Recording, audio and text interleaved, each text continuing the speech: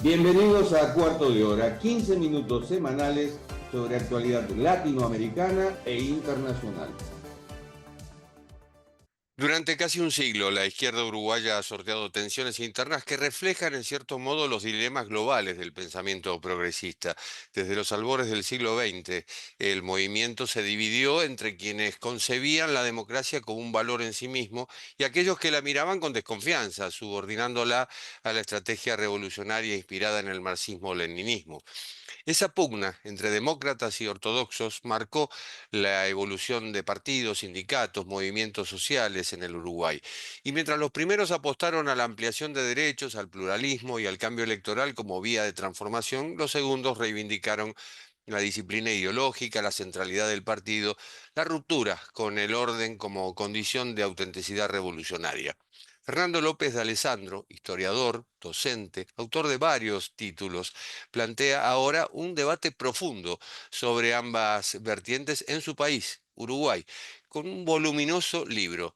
El título, Demócratas y Ortodoxos, una historia de la izquierda, 1900-1990. Se trata del resultado de más de 4 décadas de investigación.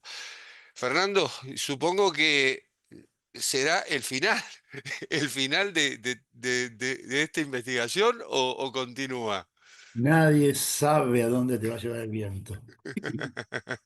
Este, Cuando arranqué esto yo tenía 23 años y jamás pensé que iba a terminar así.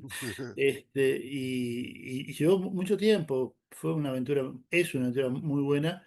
Y siempre, viste, deriva para muchas cosas. O sea, por ejemplo, haciendo la investigación, me choqué con el tema de Vivian Trías y su relación con la STB checoslovaca, y eso dio lugar a un libro.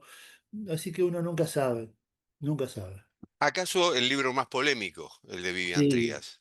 sí, sí, fue más polémico porque la aparición de los archivos checoslovacos dieron una dimensión distinta, ¿no? Dieron una dimensión distinta al papel de Trías, a la transición del Partido Socialista al marxismo-leninismo, a todo lo que fue el abandono de el socialismo democrático por parte del Partido Socialista dirigido o sea, enmarcado en el socialismo nacional y luego el giro al marxismo-leninismo, ¿no? Sí, claro, fue muy polémico. 1900-1990, un siglo, dos guerras mundiales, Guerra Fría, globalización. eh, ¿Cómo se puede resumir todo esto? Mira, es muy complejo, o sea, el punto es ese proceso histórico, ¿no? O sea, ese proceso histórico de la izquierda uruguaya en ese ciclo. O sea, hoy la izquierda está gobernando el Uruguay, como sabes, es el cuarto gobierno. Accedió a la Intendencia de Montevideo en 1990, luego accede al gobierno nacional en el 2004, están en 3 gobiernos consecutivos, luego hay un gobierno de Luis Lacalle y vuelven ahora, y de frente vuelve al poder. Entonces, bueno, eso no es casual ni es el producto de una coyuntura circunstancial, o sea, es el producto de un acumulado de muchos años. En ese sentido, viste, el estudio del sistema político y de partidos uruguayos y del proceso histórico político de la izquierda uruguaya en el siglo XX, siempre lo vimos como un hecho central para poder entenderlo. El punto es que había que hacerlo.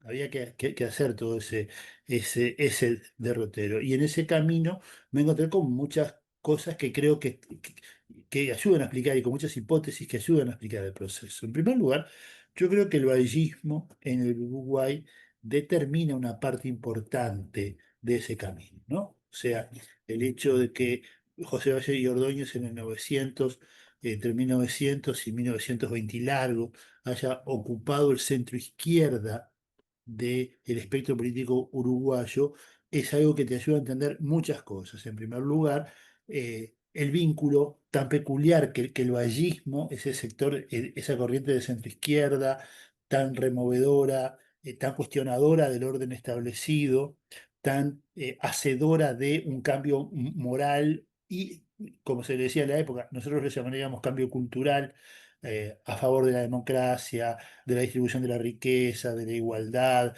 en un tono socializante.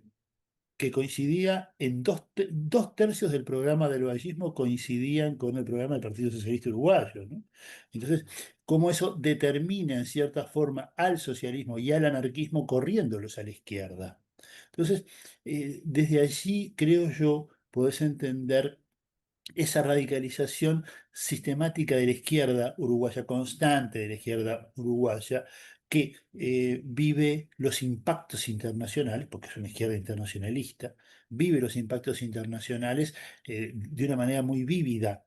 Entonces, por ejemplo, todo lo que acontece en la Argentina acá repercute inmediatamente. Los procesos políticos de la izquierda argentina acá repercuten inmediatamente. Y ni te digo el primer gran terremoto histórico, podemos llamarle así, que es la Revolución Rusa. Ujú, Entonces, el Partido Comunista Uruguayo tiene como peculiaridad, independientemente de la coyuntura local que también coadyuvó, el Partido Comunista Uruguayo tiene como peculiaridad que es, creo yo, el único partido del mundo, por lo menos de los que yo conozco, que se transforma totalmente de Partido Socialista en Partido Comunista. ujú. Y yo creo que Ah, la raíz de ese ujú. proceso está en el vallismo, ¿no? En la Argentina la izquierda no ha tenido predicamento, quizá por el peronismo. Mirá, yo analizo el proceso. A mí, yo soy profesor de Historia Regional del Río de la Plata y enseño Historia Regional y he hecho muchos trabajos sobre el peronismo en las dos orillas, la influencia del peronismo en el Uruguay. Es uno de sus Y, títulos. Ujú, y el trabajo comparado me ha ayudado muchísimo, porque, por ejemplo, yo siempre me he preguntado cómo y por qué los trabajos de Dollón y de otros historiadores argentinos importantes, como de Torre, etcétera, me han ayudado mucho a entender el Uruguay. O sea, ¿qué pasaba?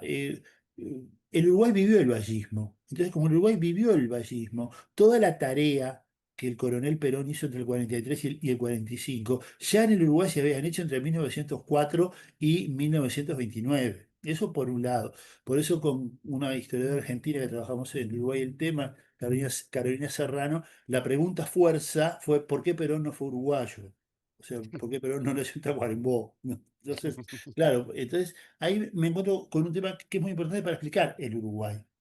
Eh, Mientras que la izquierda argentina, de Torre y de Ollón lo analizan muy bien, eh, la política era doctoral y cosa de los doctores, los gremios, los sindicatos eran cosa de los obreros. Entonces, los partidos de la izquierda argentina, especialmente el PS y el PC, no empoderan a los trabajadores, no le dan el protagonismo político a los trabajadores.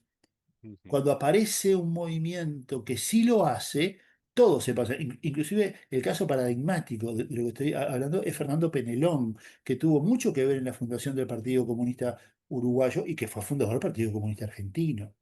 En Uruguay no. En Uruguay cuando se da ese proceso, que fue el proceso de industrialización por sustitución de importaciones y la aparición de la nueva clase obrera, tanto el Partido Comunista como el Partido Socialista empoderan a sus dirigentes sindicales y les dan protagonismo político a sus dirigentes sindicales, llevándolos al Parlamento, haciéndolos ser actores centrales en la dirección de los partidos.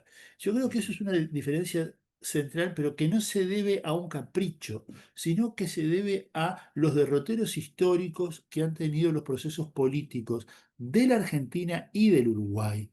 O sea, esa Argentina con un Estado con un imperium débil, con un imperium poco firme, con un sistema de partidos que se licúa fácilmente. Una Argentina que vivió una década infame, que fue una restauración de la oligarquía liberal roquista. En Uruguay hubo dictadura de terra, pero no hubo década infame. ¿Por qué? Porque el golpe de Estado terrista se da desde adentro del sistema de partidos. Los militares no intervienen. Fue un golpe claro, del sistema de partidos para instalar una república conservadora, no una década infame. Y desde allí, ujú, claro, salen resultantes distintas porque los procesos políticos ya eran muy diferentes tanto en la Argentina como en Uruguay. Entonces, ¿qué sucede? La izquierda uruguaya hace uso, crece por y se desarrolla en la democracia. Y eso juega un papel central y en el corto y largo plazo genera determinadas contradicciones y ciertos dramas, tanto en el Partido Socialista como en el Partido Comunista, como luego en el Frente Amplio, en donde yo lo traduzco como esa tensión entre la ortodoxia revolucionaria clásica del marxismo y luego del marxismo-leninismo y la necesidad de cumplir los requisitos democráticos, insertarnos en el sistema democrático y crear una izquierda democrática, ¿no? Claro. Ujú. Se entiende. En Argentina el Partido Comunista terminó siendo cómplice de la dictadura militar. Sí. Eh, y eso también es una tergiversación ideológica. Mirá, yo creo que hubo varios, o sea, fíjate qué paradoja, ¿no? Cuando se da el golpe de Estado en Uruguay, eh, la izquierda nacional, no la izquierda comunista, la izquierda nacional, o sea, Vivian Trías y toda la transformación del Partido Socialista, veían en los procesos peruanistas y en los procesos autoritarios nacionalistas militares que tenían una impronta fascista importante, como el nacionalismo y como el peronismo, ¿no? O sea, Ujú, la vinculación y la adoración de Trías con el peronismo es notoria, yo lo demostré en mi libro sobre Trías y ahora en Demócratas y Ortodoxos, hace que, por ejemplo, en el Uruguay, cuando se produce el alzamiento militar en febrero, en Uruguay el golpe militar tuvo dos tiempos, febrero del 73 y el golpe definitivo que fue en junio del 73. En sí, febrero los militares se alzan y ujú, hacen una proclama, digamos así, que fueron los famosos comunicados 4 y 7, donde expresan un programa social, económico, nacionalista, de nacionalización de la banca, del comercio exterior, etcétera, etcétera, con un toque, pero en el comunicado número 7 advierten que están contra el marxismo-leninismo. ujú, Y los socialistas nacionales, el socialismo nacional de raíz argentina, o sea, la influencia de Jorge Abelardo Ramos y de Spilimbergo en Uruguay fue muy importante en ese momento. Tanto el ujú, socialismo nacional como el Partido Comunista ven con buenos ojos los comunicados 4 y 7 y lo ven como un potencial peruanismo. Fíjate vos que Vivian Trías en 1976, según los archivos desclasificados de la STB, en un trabajo de puño y letra, podemos decir, de Vivian Trías, ve con expectativa peruanista el golpe de Jorge Rafael Videla. Y ve la posibilidad de que el ministro de Relaciones Exteriores sea un peruanista y tiene expectativas peruanistas respecto de Videla, muy parecidas a las del Partido Comunista. Sin embargo, el Partido Comunista Uruguayo, que había apoyado los comunicados 4 y 7, que había cometido ese grave error de interpretación, eh, es contrario a la dictadura de Videla y tiene una disputa muy fuerte con el Partido Comunista Argentino. ujú, Entonces, ahí se tensa todo, porque las dictaduras finales, Jorge, las dictaduras de la década del 70 generaron un fuerte aprendizaje político. A veces uno aprende por las buenas y a veces la sí, letra con sangre entra. sí, Entonces, seguro. Ujú, generaron un fuerte aprendizaje político y ujú, las aperturas democráticas pusieron, sobre todo en las nuevas generaciones, en la generación 83, pusieron el tema democrático arriba de la mesa con toda fuerza, ¿no? ujú, Y claro, en el medio pasan varias cosas. La transformación del Partido Socialista, la asunción de la democracia por parte del Partido Socialista, la asunción de una democracia avanzada también por el Partido Comunista, pero con un aditamento. El Partido Comunista tiene en el medio la crisis del comunismo, la caída del muro de Berlín. Y el Frente ujú, Amplio, que se funda en el 71 como un logro muy grande de un proceso de la izquierda uruguaya que se da desde mediados de los 50, tiene en los sectores que venían del viejo vallismo, que venían del valleverrismo, perdón, básicamente, un gran interpelante, ¿no? O sea, el sector del Partido por el Gobierno del Pueblo, liderado por el doctor Hugo Batalla, el heredero político de Selmar Michelini, eh, que estaban en el Frente Amplio, interpelan duramente a la ortodoxia, ponen en evidencia, pero sucede algo que es muy paradojal. O sea, por más que esta interpelación se da, el debate se da de forma muy dura y el Frente Amplio se rompe en 1989, porque tanto la democracia cristiana como el Partido por el Gobierno del Pueblo se retiran del frente y forman una coalición aparte que se llamó Nuevo Espacio. no se dieron cuenta de un hecho muy singular que a mí me llamó mucho la atención. Y es que el Frente Amplio, como pasa en el sistema político uruguayo, no en el argentino, se tradicionalizó.